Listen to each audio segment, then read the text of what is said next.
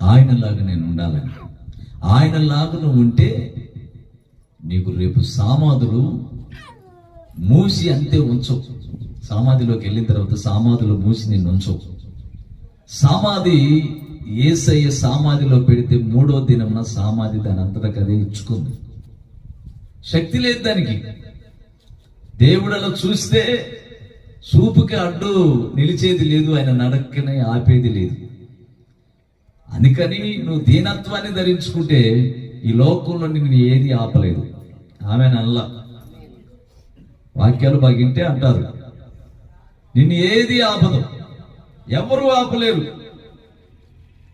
నీ బాటలో సజీవుడైన యేసయ్య ఉన్నాడు గనుక, జీవం కలిగిన తండ్రి ఉన్నాడు గనుక, సైన్యములకు అధిపతి అయిన యెహోవా ఉన్నాడు గనుక, భూమిని ఆకాశాన్ని నోటి మాటతో కలగజేసిన వాడు